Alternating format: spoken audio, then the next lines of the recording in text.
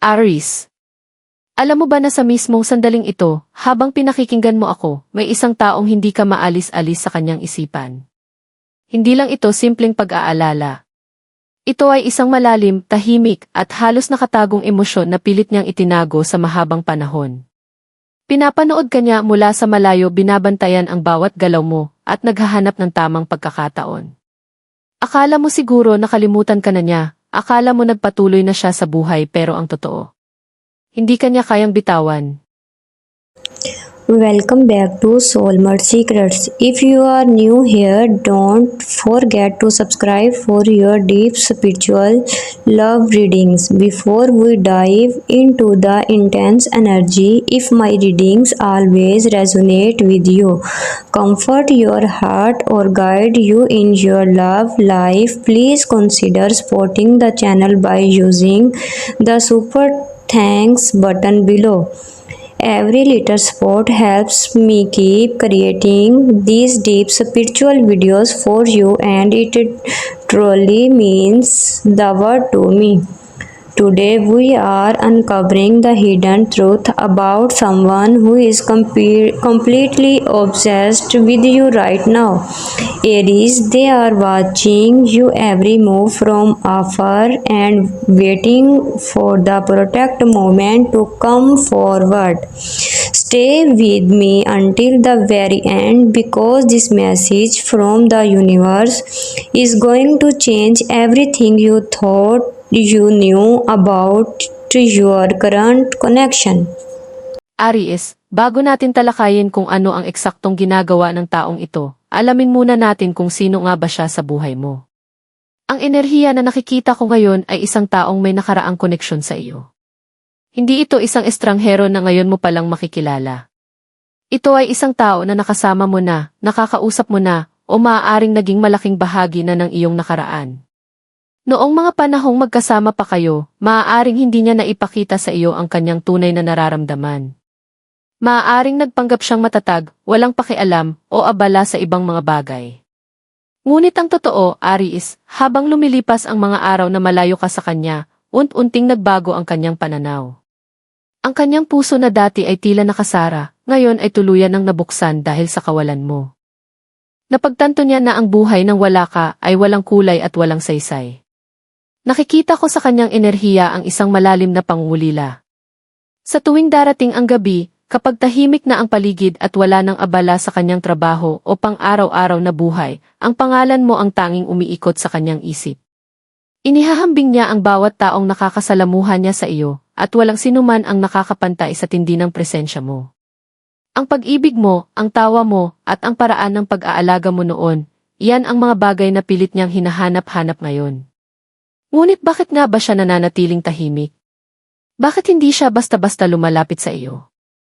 Dahil ito sa takot, Aries. Takot siya na baka huli na ang lahat. Takot siya na baka kapag nag-chat siya sa iyo, o kapag tumawag siya, ay hindi mo na siya tanggapin. Alam niya sa kanyang sarili na nagkamali siya noon. Alam niya na may mga pagkakataon na binaliwala ka niya, o hindi ka niya binigyan ng importansya na nararapat para sa iyo. Kaya naman, pinili niya muna ang manatili sa dilim. Pinili muna niyang panoorin ka mula sa malayo habang inihahanda niya ang kanyang sarili sa isang malaking hakbang. Ang taong ito ay may matatag na personalidad, maaaring may pride din noon, ngunit ang pride na iyon ay tuluyan ng nadurog dahil sa matinding pagmamahal niya sa iyo ngayon. Aries, narito ang isang katotohanan na maaaring hindi mo namamalayan, ang taong ito ay hindi kailanman nawala sa tabi mo pagdating sa usaping enerhiya. Alam mo ba kung paano kanya binabantayan? Sa modernong mundong ito, ang kanyang pinakamalaking takbuhan ay ang iyong social media accounts. Halos araw-araw, o sa tuwing nakakaramdam siya ng matinding pangulila, palihim niyang tinitingnan ang iyong mga profile. Inoobserbahan niya ang bawat litratong ipinopost mo, ang bawat status na isinusulat mo, at maging ang mga simpleng musika na ibinabahagi mo sa iyong mga stories. Hinahanap-hanap niya ang mga senyales, mga pahiwatig kung masaya ka na ba, kung may bago ka na bang kasama, o kung may mga pagkakataon ba na naaalala mo rin siya. Sa tuwing nakikita kanyang nakangiti sa iyong mga larawan, nakakaramdam siya ng magkahalong emosyon. Masaya siya dahil maayos ang buhay mo, ngunit sa kabilang banda, may kirot sa kanyang puso dahil alam niyang hindi siya ang dahilan sa likod ng mga ngiting iyon. Natatakot siya na baka tuluyan mo na siyang nabura sa iyong sistema habang siya naman ay nakakulong pa rin sa mga alaala ninyong dalawa.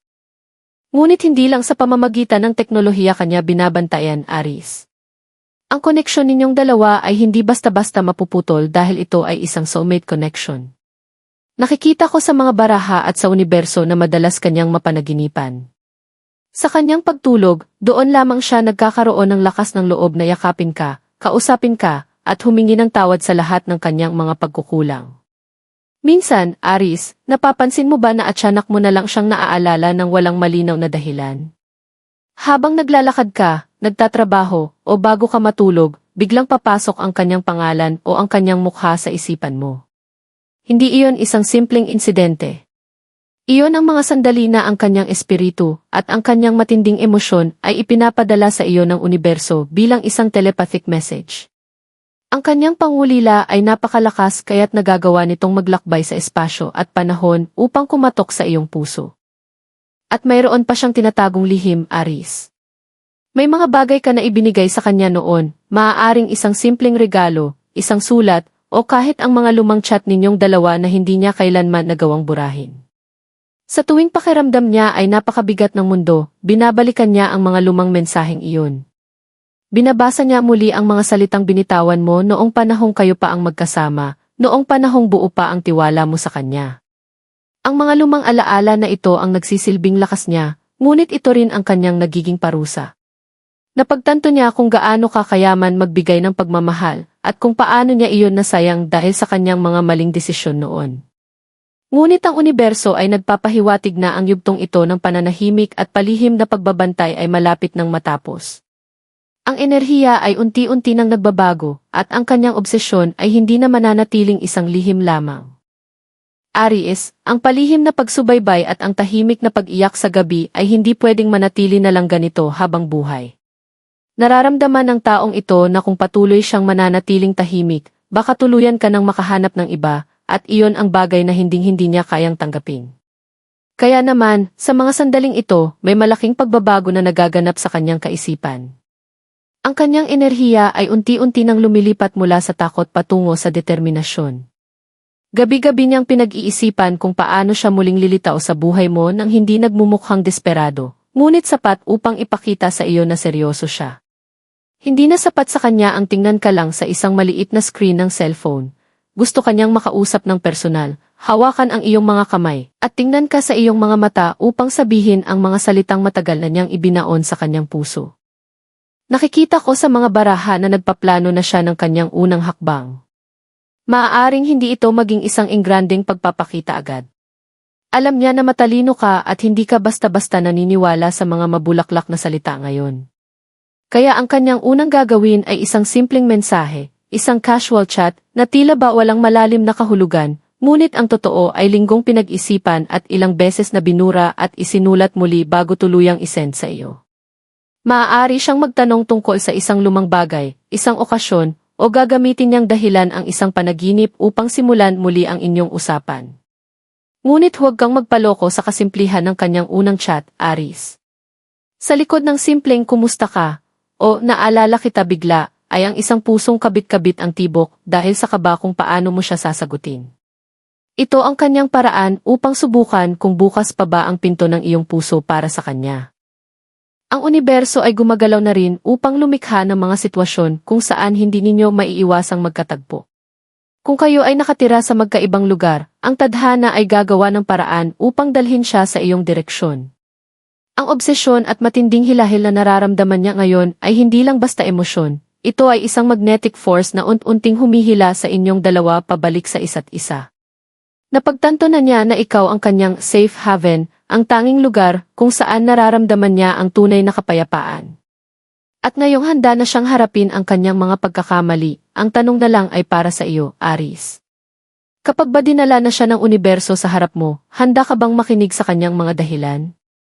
Handa mo bang bigyan ng pagkakataon ang isang pusong natuto na sa kanyang mga pagkakamali? Aries, sa pagtatapos ng pagbasa na ito, may isang mahalagang paalala ang universo para sa iyo. Ang pagbabalik ng taong ito ay hindi isang kebetusan o simpleng tsamba lamang. Ito ay bahagi ng iyong banal na kontrata sa tadhana upang bigyan kayo ng pagkakataon na ayusin ang mga bagay na naiwang nakabitin sa nakaraan. Ngunit tandaan mo, ikaw pa rin ang maihawak ng susi sa iyong sariling buhay. Huwag kang magmadali. Hayaan mong patunayan niya sa pamamagitan ng kanyang mga gawa at hindi lang sa mga mabulaklak na salita na nagbago na nga siya. Kung ang kanyang intensyon ay dalisay at tapat, mararamdaman mo ang kapayapaan sa iyong puso na matagal mo nang hinahanap. Magtiwala ka sa proseso ng universo dahil ang lahat ng para sa iyo ay hinding-hindi ipagkakait sa iyo. Thank you so much, Aries, for staying with me until the very end of this deep reading. If this message truly touched your heart and mirrored your current situation, please let me know in the comments below. I love reading your beautiful stories and connections. Don't forget to give this video a thumbs up. Share it with your fellow Aries friends and hit that subscribe button with the notification bell turned on so you never miss your spiritual updates. And once again, if you want to support my work and help me keep bringing these divine readings to you, please consider using the super thanks button just below the video. Your generosity helps this channel grow more than you know. Take care of your beautiful soul, stay blessed, and I will see you in the next reading. Goodbye.